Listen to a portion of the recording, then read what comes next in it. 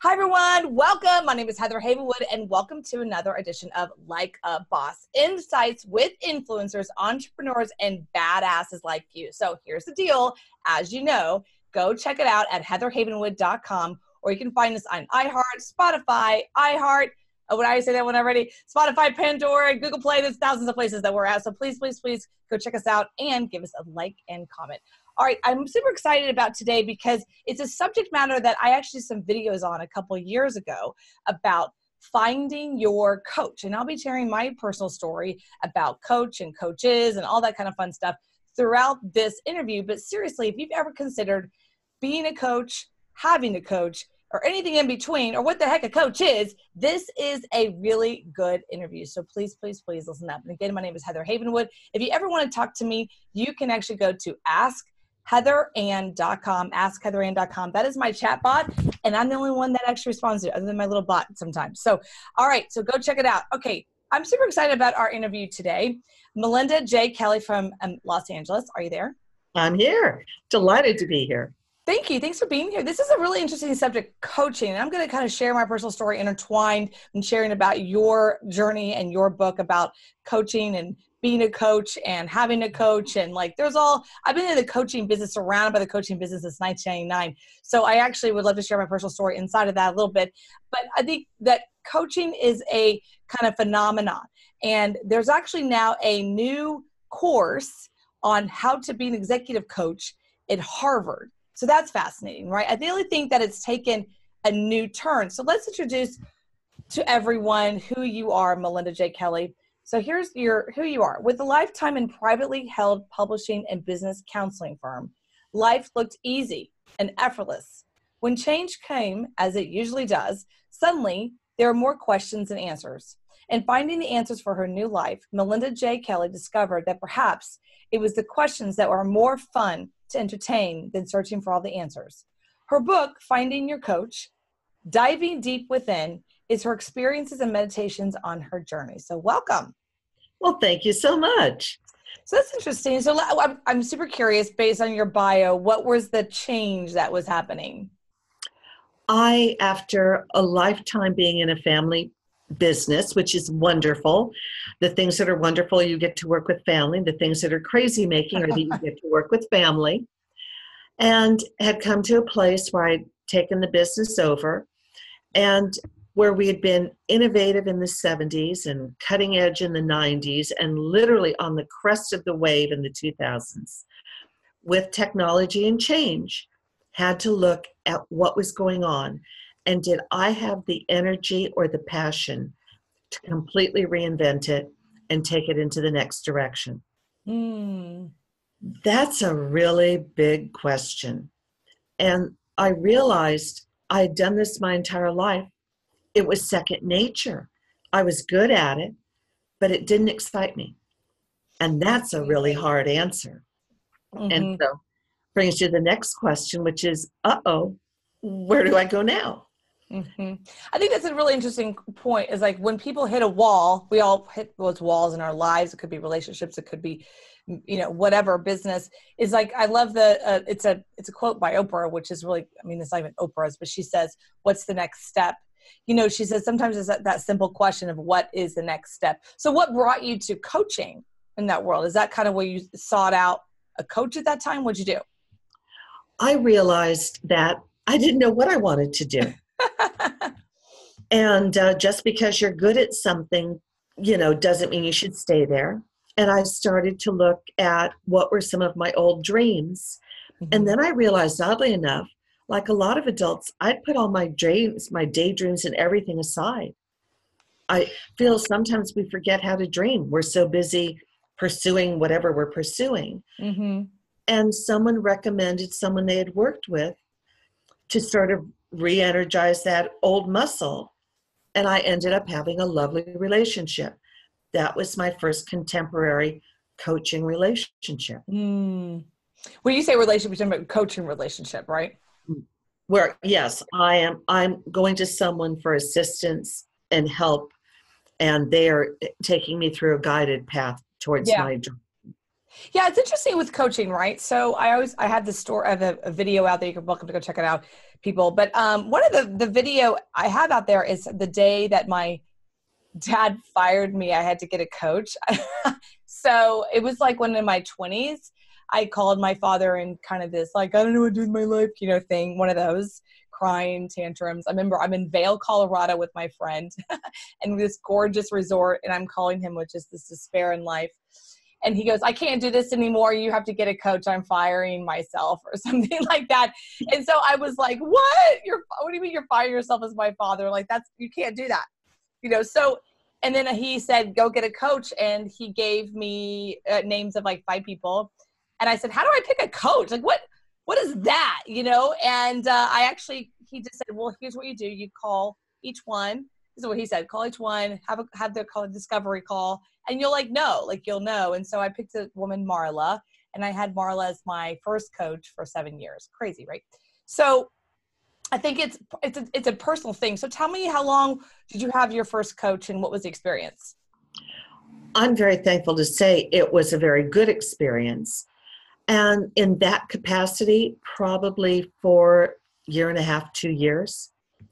And what I appreciated is it was all about my speed and my process. Mm-hmm. And I feel the best coaches listen to what you're saying verbally, but they're also listening to when you explain where you want to go, the map you're drawing that you may not realize is what you want to do.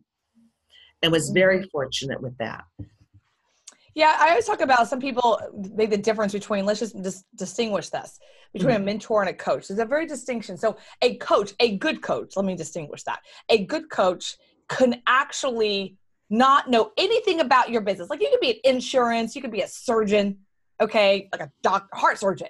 And the coach actually doesn't do that at all, okay? However, a good coach can coach you. Because a coach has an ability to be a third entity, third person, and to ask you questions and to ask you where do you want to go and support you in that vision and making sure you're making the decisions such that you're going in that right way.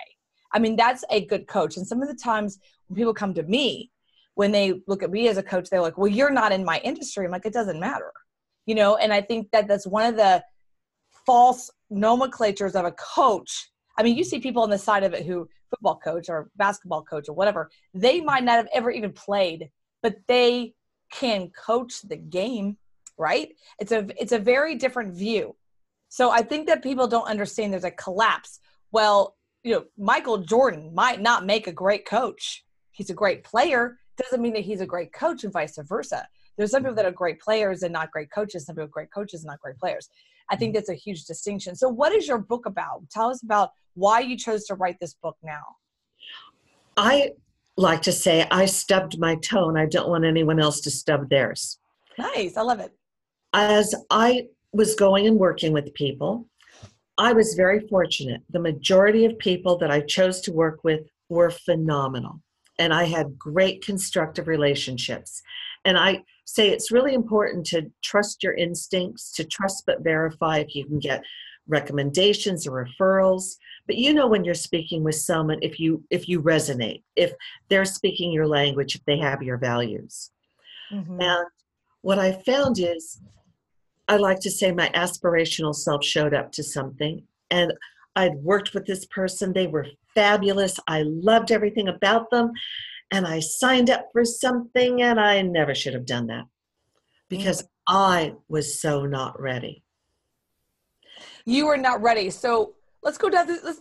Let's go down this process a little bit, because this is interesting. Mm-hmm. So you have a discovery call or some kind of connection with them. Mm-hmm. You like them. You are when I mean like there's a resonation, connection piece. Mm-hmm. So then you sign up for. Did you sign up for group coaching or one-on-one coach? What did you sign up for? Something, a course? It was a program. Different. It was the first offering of a program they had, which was basically more business focused, to pushing you to the next level. Okay, so a bit like a business group coaching program. So it was a combination of the two. Got it. Okay, so when was the moment after you signed up, that you like, oh, this wasn't a good idea? Was it just a resistance and fear, or was it really not a good idea? What was that? There's a difference there. There's a huge difference, and I had to own pure terror. What have I done? And then you go over it and say, no, I can do this. I believe I can do this. And then as I was through the process, I realized, no, I wasn't ready. And I hadn't really listened to myself. I was hoping I could be there. But it's like your castle of dreams in the sky. If you don't have stairs, it doesn't matter how beautiful it is. Right. I hadn't put my stairs in yet. Right. So I had to ask myself as I looked at other people getting fabulous results, okay, is it them or is it me? And of course, we want it to be them. It's not us. Right. Of course. But I had to go, no, maybe I need to own this. Maybe I hadn't been true with myself. Mm-hmm. You know, it's interesting. So coaching's fascinating, right? I mean, just so you know, my father's in the coaching business. He started a coaching business in 1999. My very first business plan I did in 1999, my first internet marketing course was build your business coach. I forgot your favorite business coach or something.com. It failed, obviously. But the point was the point of the business was to connect you with the coach. I'm going blank on the name of the URL that I got, but that was the whole point of it. And so the coaching business, I've been in that business for a long time. I've always had a coach, probably the last like 20 years, or hasn't really been a year or two that I haven't had one. And people might think that's weird. One of the things I think it's really fascinating about coaches is that good ones, let me say for that again, is that good coaches don't give opinions unless requested. Good coaches really are that third entity, and they don't intertwine themselves into that person's life. They don't become their best friend ever, because the moment they do, they're no longer a coach. Make sense? As soon as they're their friend, you're out of being the coaching realm. And so I wanted to see in your book, do you go through the process, or do you share the differences between like mentorship, advisor, coach? Do you break that down at all? No, and I can see you have such an absolutely unique perspective because you literally watch this all unfold. Oh, yeah. And one of the things I do touch in briefly is we've always gone to people for assistance, but it's got a new name now. And for the past 20 years, it's been a coach. And because we no longer go to the people we know or a trusted advisor, we now go to coaches. And I think it's important to understand that because we're not dealing with someone we know and understands, we need to know ourselves. I believe everyone goes into coaching with the best of intentions. I don't believe anyone is there to not give you their best, but their best may not be enough for you. But if I don't know what I'm asking for, you could give me the keys to the kingdom and I don't know how to open the door. Right. You can't hear it. I've had clients like that before where I knew that what I was speaking, they can't even hear, if that makes sense. They can't actually get what I just said, how profound that was for them. They can't hear it. But I'm the same way, right? I mean, I've had dear friends who are coaches. I remember one of my favorite friends who, by the way, I wouldn't say friend, he was a coach in business and he was a coach to me. I don't even like the guy, but he really gave me some amazing advice. And because of our relationship that way as a coach, he was able to give it to me and I was able to hear it. I think if some stranger gave it to me, I probably would have told him to F off or something. But I mean, one of the things he said to me was, Heather, you guys start giving yourself permission to fail. And that was hard to hear. And I'm like, well, it's easy for you to say or something like that. He's like, no, the moment you start giving yourself permission to fail is the moment you give yourself permission to succeed. Right? Oh, I so believe that because we expect everything to be perfect. We no longer question anymore. We're all about the answer and the perfect answer. But you can't get there without asking a question or two and even risking asking a dumb question or two. Right. So what do you do now, Melinda J. Kelly? And Bonnie, you can find her at melindajkelly.com. What do you do now? Well, right now I'm having a wonderful time with this book and discussing it. And one of the aspects of my book that, as I say, I don't want anybody to bruise their, stub their toe. And I want everyone to have that professional relationship that really helps them and gets them where they want to be. But more than that, now that we've got all this great knowledge and information, where are we going? Do we want to be successful? Do we want to be happy? Do we want to be happy and successful? Do we even understand there's a difference or that they're together? For us to look at our lives in a bigger context than just running from A to B to C, but to look at that which is going to fulfill and sustain us. Yeah. So, okay, got it. So what is the difference between happiness and success and happiness? I mean, do you coach this yourself or is this your own experience? Tell us about that. This is a quote that it's taken me a lifetime to fully appreciate and understand. Oh. It was a silly little graduation gift of a pill box, little Limoges box, that said, success is getting what you want, but happiness is wanting what you get. Right. Happiness is getting what? Say it again? Success is getting what you want. Okay.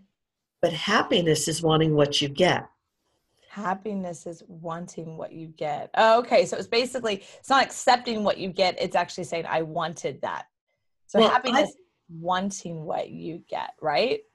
I have two friends that are attorneys.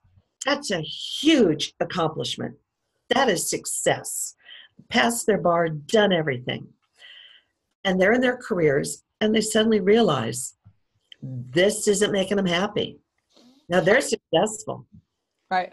They're brilliant women that have accomplished a million different things. Well, now they could just keep going forward, or they could say, do I dare myself to challenge myself? Do I reinvent myself? How do I take this either into a parallel field of work, or do I do something completely different?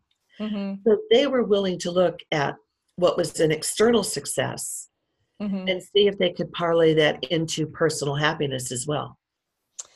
Well, it's interesting, right? So first of all, I'm shocked that the lawyers aren't happy. I'm shocked. I'm so shocked. See my shocked face? I'm shocked. I mean, honest, come on. Who could be happy being a lawyer? I mean, my lawyers, I got lawyers on speed dial. They're not happy. And they're friends of mine. Now I have lunch with them and dinners because they're not happy. I mean, think about it. Like, if you think about lawyers and what they do, they have to have all the answers. Imagine that pressure. You have to walk around all the time like, you got to know, and then someone like boxing you, it's like an argument. And I've been to lunch with them and like the servers like says something, almost there's an argument at the server. They don't even think they're arguing. I'm like, you're arguing with the server. They're like, no, I'm not arguing with the server. Of course you're arguing. So my point is I'm like shocked that, I think I went almost down the lawyer road. I almost went down the doctor road, and here I am like I don't even know what business I'm in, to be honest, at this point. I think that the good thing about coaches, in my experience, coaches don't give advice. So lawyers give advice, doctors give advice, sometimes consultants give advice, right? We go to them for advice. They have to have the answers. Coaches don't have the answers. Good coaches ask the questions. I do find it fascinating, though, and I'd love to know what you think of this, that Harvard and is it Princeton? I know Harvard has now what I call a curriculum that you can get Harvard Executive Coaching Certified or something like that. It's not exact. And it was like $30,000, of course. And I thought, wow, that's fascinating, because when I got into the coaching business, it was kind of a bad word, yourbestfitcoach.com. There's the name of that website that I created. But now it's kind of a common conversation. When you first got into it, was it kind of a taboo thing with your family? Or was it like, oh, that's cool, you have a coach? Or was that like, oh, that's weird? I mean, did you have any of that going on for yourself or your family? I'm fortunate that I didn't. I feel a lot of people do get pullback, because that's one of those questions you need to ask yourself as well. If you're hiring somebody, you're taking money from one part of your pocket of pennies. And if you're in your family, are they going to be supportive of that, or the time it's going to take from that? So I did not have that experience of people going, what are you doing? Of course, I'm also fortunate that my friends and family have been very supportive. When you talk about the schools, we've been in the wild west of coaching. Oh, yeah, completely. The wild west of therapy and the wild west of, massage therapy. And there's this tendency to suddenly want to clamp on and give it parameters and definition, because every so often there is someone who does something that doesn't work and people get angry. So it should, if this is the new future, that we're literally getting credentialed in it, it'll be interesting to see where it all goes. And if coaching morphs into a whole nother name, because suddenly coaching is now, you have to have certain credentials to be acceptable. Mm-hmm. Well, I don't. So first of all, I'm a coach. I've been in business for a long time. I have 0 credentials. I'm completely happy with that. I am, but I also have, for me, it's 20 years experience in business and 20 years experience in coaching, being coached, being the recipient, as well as being like, it's just one of those things for me. I've been like kind of swimming in that world for a really long time, but there have been people ask me sometimes the credentials. I'm like, I don't need freaking credentials. Ask, Tony Robbins had any credentials. These are just, Warner, Landmark. I mean, there's a ton of people that don't have. However, with that said, I think that it is getting to a point, and I think it's a good thing to have some structure to it, because not everyone, literally breathed coaching since they were 23. I've been breathing coaching since I was 23 on accident, because my father got into coaching and he thought it was remarkable. So his whole world was, I'm no longer going to be a father. I'm just going to keep on. But that's your family business. Yeah. It's your family business, and you have decades of success in it. Yeah. And I think it in to his detriment, as well as, positive things to my father, who probably is not even listening, who knows, probably not. He, in a way, he was like, I don't want to be a father anymore. You guys have a coach. To me, that's how I took it at the time. But the other piece that he did was it gave me this weird permission, because think about it. I'm literally sharing my soul, sharing my problems to a stranger. And it's not a counselor or a therapist who basically is trying to, for me, it's like a fixing. A coach never tries to fix you. A coach is just kind of like here as a space to have you hear yourself. That's a good coach actually gives you this, what I call space, to be able to, as you said, listen to yourself. A good coach does that. A good coach does that. And, a good coach after a while will go, well, this is what's going on. Let's ask yourself some questions, and then ask yourself what's really there. Like, you find the answers. My job is to help you find the answers inside of you, right? And give you guidance of that. I think that's what a true good coach does, honestly. Now, there's variances of that, you know what I mean? But on the core level of it that's the piece. And I have my own clients, and some of them are awesome, some of them are not. I've had all my clients been incredibly successful. But one of the things I think interesting, I'm dealing with this right now personally, is I have a client right now. She's constantly what I call forcing me to give her advice. And it's kind of like that's not my role. That's not my role. And the problem with that is that if I just give advice and then they don't take it and then they don't hit their goals, who are they blaming? Coach, right? Yeah. So it's happened a couple times in the conversation. And I'm just sharing this because I think it's really interesting. I had to take on myself. I had to think to myself, am I taking on accountability? Like being accountable for her goals? And I think I am. And I'm like, that's not the job of a coach. See, the difference between a coach and advisor is like, my job is not to be an employee, is to be accountable for her goals. My job is to listen to her goals, find out the best direction, help her see the new space to do that, and be supportive. There's a difference of supportive and accountability, right? I think that's interesting. What do you say on you? I agree with you completely, because if you just want someone to yes you, those are your friends. Right. Or know you. And it's very hard because, as I say, I believe that most coaches are in this for the best reason. And you are seeing the future. You're seeing the possibility. You're seeing everything that could happen if you could just do this. And at some level, you bought into their dreams for them and with them. And it's hard to see them not being able to accept them. But that's the fine distance and the line you need to hold, because you're opening the door for them. But if they don't want to go through it, you can't make them leave the nest. Right. There's this fine line, it's interesting. And like I said, I grew up in the business, and it's changed a lot. back in the day, like 99, 2005, saying a coach was like weird. You know, like, what are you, coach of a football team or something? You know, it was like strange. Now it's like, oh, you're like a life coach, you know? So there's like these boxes, you know, and there is a lot of, I'm so open to it. And I'm just constantly having coaches in my life. Even Tony Robbins talks about how he has coaches' life to the next level. Oprah talks about it, because a coach can see your, excuse my language, shit. They could see the crap that you can go pull that out before you can see it. And that's the power of it. They're not your friend. They're not your sister. They're not your mother, their father. They are like a third entity, and you're paying them. So there's a whole nother level of that. Like, I paid you for you to say this to me. You know what I mean? So there's like a, what? I just paid you to say that to me. I did. But it's true. And once you move away from me, you're like, oh, they still got my number, you know, because they can say the truth without an upset. You know, that's the power of it. When my sister says something to me that probably was the same thing my coach said, I'm going to tell her she's wrong because she's my sister. You know, you're wrong. Psh, give me a Coke, you know, whatever. But like, I'm not going to tell her she's right. That would just throw off the big sister, little sister thing, you know? So I think part of it is it's a powerful thing to have. Where did you see your life go differently after you got a coach, Melinda? What was the before and after? Can you give us like a snapshot? The before was, I'm not sure. Do I just, trudge through? Do I keep going? And it was very scary to sort of re-embrace old dreams. I've been told my entire life I should write. Well, it's official. It's written. People may agree or disagree, but it is written and it is my little baby. And that's a very scary thing, to put your word out there.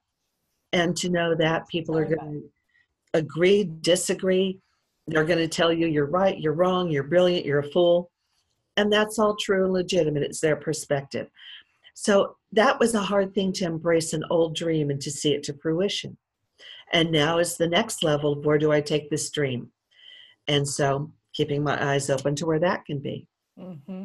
Yeah. It's, so first of all, I completely understand putting your words out there. It is your baby, because when you write a book from your heart, from your soul, it's like birthing. First of all, it takes way more than 9 months sometimes. But it is your view on life, especially if it's your personal story. It is definitely a birthing process. And then it kind of sometimes it takes a life of its own, you know? So what's your life look like now? What are you creating now? What are you up to? What I'm creating now is, I've been asked to put together a mastermind on the power of questions. And so I have fallen madly in love with the questions. I don't think we embrace them enough. And I really believe they give us power, quality, control. They give us answers that are just beneath the surface if we're brave enough to ask them.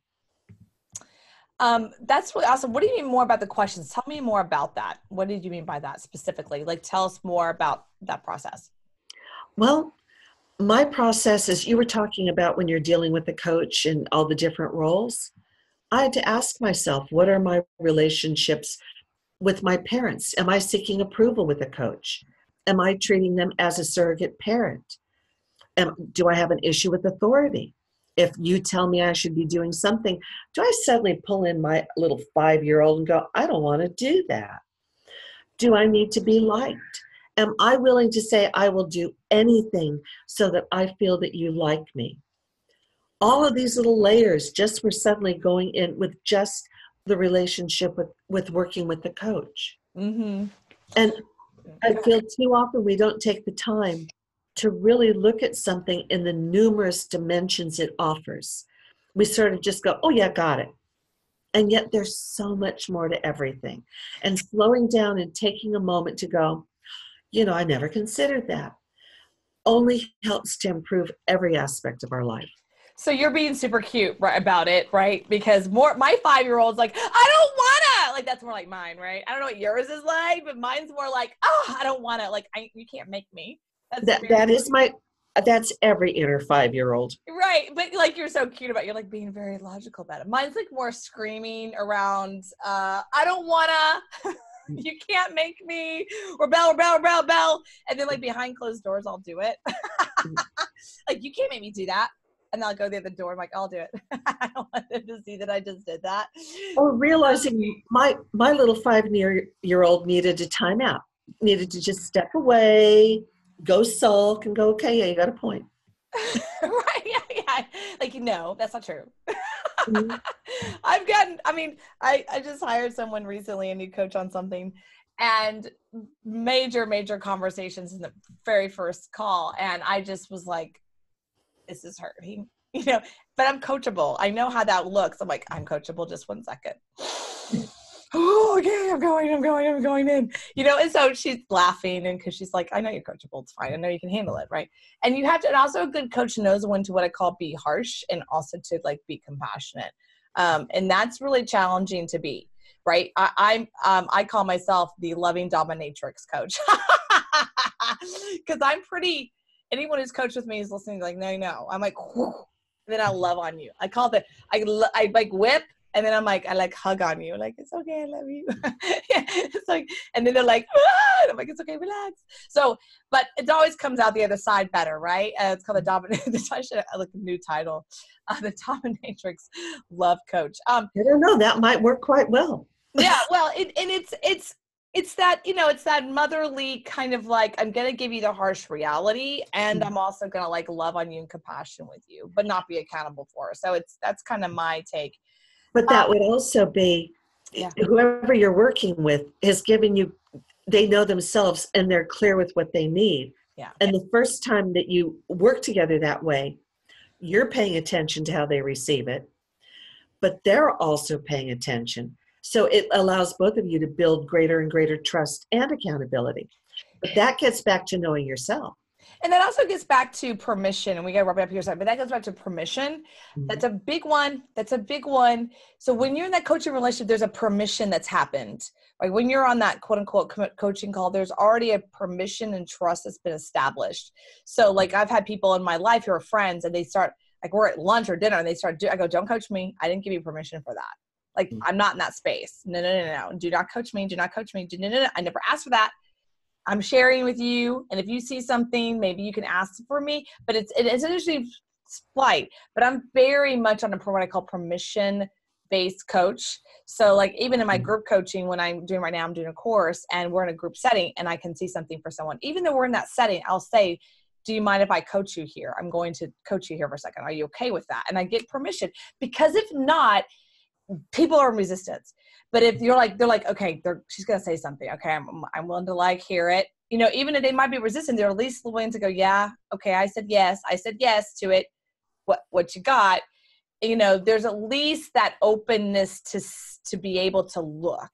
And if they say, no, I'm not open to, done, that's huge in the world of coaching. And that's a problem with, I think, a lot of quote unquote life coaches today. They go around what I call spewing coaching. Those sort of coaching the barista at Starbucks, and it's like, they didn't ask for that. Yeah, well, but you've become accidentally the nosy neighbor who's stepping in to improve everyone's life while theirs is what it is. Right. And it's kind of a nuance. I know for myself, I know my coaching is extremely powerful. So I'm now more I do not coach unless I'm requested or in the particular space, or like it's a permission. I don't just go around spewing that. One, it devalues me. It also doesn't help them at all because they're not going to be open to it. But three, I've been around so long and I'm very good at it that I want to be able to, when I do it, it lands in a place where people are open to potentially looking at something, right? If not, it was a waste of my energy. And I think that that's a big thing with coaches and coaching. They have to realize the power they have, good ones, and that they have a power that's pretty powerful. And if they just, what I call, spew it, it devalues it, Well, and also it wasn't asked for. It wasn't asked for. It's a big one. And you're offering an incredible gift, but it's not one anybody asked for. So it's, as you said, it devalues it. But the other is they aren't going to hear it at all because they're just looking at you as a busybody instead of going, I've just been given the gift of a lifetime. Right. So true. Okay. MelindaJKelly.com. MelindaJKelly.com. Is your book on Amazon? Yes, it is. Of course. Was it? Everything's on Amazon, right? So go check it out at melindajkelly.com. Nate, say the name of your book again, please. It is Finding Your Coach, Diving Deep Within. And I hope that you take the time to dive deep within and to know yourself so that whenever you work with someone, you get the best results. And thank you. This has been so wonderful. And thank you for expanding all of us to be like a boss, to think like a boss, and to take ownership of our lives to be our best boss. Thank you. Thank you for that. Oh, I appreciate that, Melinda, very much. We'll go check her book out, melindajkelly.com. Go ahead and pull up your book real quick of a video so people see it. People are listening. No, that's Finding Your Coach. That's a really good piece. I'm really glad you wrote that book. I think it's an underserved market and people understand how do you find a coach versus just being coached at. I think it's really great that you wrote it. So congratulations to you and your success. Please find her at melindajkelly.com. My name is Heather Havenwood. Check us out at heatherhavenwood.com, as well as iTunes, Google Play, Spotify, and soon to be Pandora, and anywhere else you can find Like a Boss show. Heather Havenwood, check us out at heatherhavenwood.com. Bye for now.